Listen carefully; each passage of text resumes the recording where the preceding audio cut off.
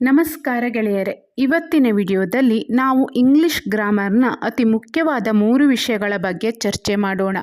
ಅದುವೇ collective noun, material noun ಮತ್ತು abstract noun. ಈ ಮೂರನ್ನು ಇವತ್ತು ನಾವು ಎಷ್ಟು ಸುಲಭವಾಗಿ ಕಲಿಯೋಣ ಅಂದರೆ ಒಂದು ಸಲ ವಿಡಿಯೋ ನೋಡಿದ್ರೆ ಸಾಕು, ನಿಮ್ಮ ತಲೆಯಲ್ಲಿ ಅಚ್ಚೊತ್ತಿದ ಹಾಗೆ ಕುಳಿತು ಬಿಡುತ್ತೆ. ಹಾಗೆ ಫ್ರೆಂಡ್ಸ್, ನಾನು ಈಗ ಆಲ್ರೆಡಿ ಪ್ರಾಪರ್ ನೌನ್ ಹಾಗೂ ಕಾಮನ್ ನೌನ್ ಬಗ್ಗೆ ಡೀಟೇಲ್ ಆಗಿ ವಿಡಿಯೋ ಮಾಡಿ ಹಾಕಿದ್ದೆ. ಅದರ ಲಿಂಕನ್ನು ಡಿಸ್ಕ್ರಿಪ್ಷನ್ ಬಾಕ್ಸ್ನಲ್ಲಿ ಕೊಟ್ಟಿರ್ತೀನಿ, ಹೋಗಿ ಒಮ್ಮೆ ಚೆಕ್ ಮಾಡಿ ಆಯಿತಾ.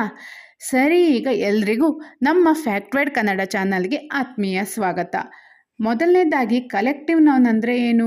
ಹೆಸರಲ್ಲೇ ಇರುವಂತೆ ಇದು ಗುಂಪು ಅಥವಾ ಸಮುದಾಯವನ್ನು ಸೂಚಿಸುತ್ತೆ. ಯಾವುದೇ ಒಂದು ಗುಂಪಿಗೆ ನಾವು ಕೊಡುವ ಹೆಸರೇ ಕಲೆಕ್ಟಿವ್ ನೌನ್. ನೋಡಿ, ಈಗ ನಾನು ನಿಮಗೆ ಎಕ್ಸಾಂಪಲ್ ಕೊಟ್ಟು ಸರಿಯಾಗಿ ತಿಳಿಸ್ತೀನಿ. ಇಲ್ಲಿ ನೋಡಿ, ಈಗ ಮೈದಾನದಲ್ಲಿ ಒಬ್ಬ ಆಟಗಾರ ಇದ್ದರೆ ಏನಂತೀವಿ? ಪ್ಲೇಯರ್ ಅಂತ ಹೇಳ್ತೀವಿ ಅಲ್ವಾ. ಅದೇ 11 ಜನ ಆಟಗಾರರು ಸೇರಿ ಆಡ್ತಾ ಇದ್ರೆ ಏನಂತೀವಿ? ತಂಡ ಅಥವಾ ಟೀಮ್ ಅಂತೀವಿ ಅಲ್ವಾ. ಇಲ್ಲಿ ಟೀಮ್ ಅನ್ನೋದು ಕಲೆಕ್ಟಿವ್ ನೌನ್. ಹೀಗೆ ನಾನು ನಿಮಗೆ ಇನ್ನಷ್ಟು ಉದಾಹರಣೆಗಳನ್ನು ಕೊಡ್ತೀನಿ. ಇಲ್ಲಿ ನೋಡಿ, ಕ್ಲಾಸ್ ಅಂದರೆ ವಿದ್ಯಾರ್ಥಿಗಳ ಗುಂಪು, ಆರ್ಮಿ ಅಂದರೆ ಸೈನಿಕರ ಪಡೆ, ಬಂಡಲ್ ಕಟ್ಟಿಗೆಯ ಹೊರೆ ಅಥವಾ ಕಂತೆ, ಇವೆಲ್ಲವೂ ಕೂಡ ಕಲೆಕ್ಟಿವ್ ನೌನ್. ಹಾಗೆ ಎರಡನೆಯದಾಗಿ ಮಟೀರಿಯಲ್ ನೌನ್. ಇದು ಯಾವುದಾದ್ರೂ ಒಂದು ವಸ್ತುವನ್ನು ತಯಾರಿಸಲು ಬಳಸುವ ಮೂಲ ವಸ್ತು ಅಥವಾ ಕಚ್ಚಾ ಪದಾರ್ಥವನ್ನು ಸೂಚಿಸುತ್ತೆ. ಸಿಂಪಲ್ ಉದಾಹರಣೆ ನೋಡಿ, ನಿಮ್ಮ ಮನೆಯಲ್ಲಿರುವ ಈ ಕುರ್ಚಿ ಯಾವುದರಿಂದ ಮಾಡಿದ್ದು? ಮರದಿಂದ ಅಲ್ವಾ.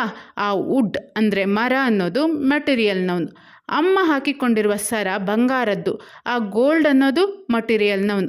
ನೆನ್ಪಿಡಿ, ನಾವು ಯಾವುದನ್ನು ಎಣಿಸಲು ಆಗುವುದಿಲ್ಲವೋ ಅಂದರೆ ನೀರು, ಹಾಲು, ಸಕ್ಕರೆ ಕೇವಲ ಅಳತೆ ಮಾಡುತ್ತೇವೋ ಅವೆಲ್ಲವೂ ಮಟೀರಿಯಲ್ ನೌನ್ ಅಡಿಯಲ್ಲಿ ಬರುತ್ತೆ. ಅರ್ಥ ಆಯ್ತಲ್ವಾ?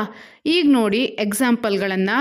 ವಾಟರ್ ಅಂದರೆ ನೀರು, ಸಿಲ್ವರ್ ಅಂದರೆ ಬೆಳ್ಳಿ, ಐರನ್ ಅಂದರೆ ಕಬ್ಬಿಣ, ಇವೆಲ್ಲವೂ ಕೂಡ ಮಟೀರಿಯಲ್ ನೌನ್.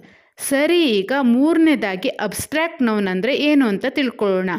ಇದನ್ನು ನಾವು ಅರ್ಥ ಮಾಡ್ಕೊಳ್ಳೋದು ತುಂಬಾ ಸುಲಭ. ನಮ್ಮ ಕಣ್ಣಿಗೆ ಕಾಣದ, ನಾವು ಮುಟ್ಟಲೂ ಸಾಧ್ಯವಿಲ್ಲದ, ಆದರೆ ಕೇವಲ ಅನುಭವಿಸಲು ಅಥವಾ ಯೋಚಿಸಲು ಮಾತ್ರ ಸಾಧ್ಯವಾಗುವ ವಿಷಯಗಳೇ ಅಬ್ಸ್ಟ್ರಾಕ್ಟ್ ನೌನ್. ಎಕ್ಸಾಂಪಲ್ ನೋಡಿ, ಒಬ್ಬ ವ್ಯಕ್ತಿ ತುಂಬಾ ಬುದ್ಧಿವಂತ ಅಂದ್ಕೊಳ್ಳಿ.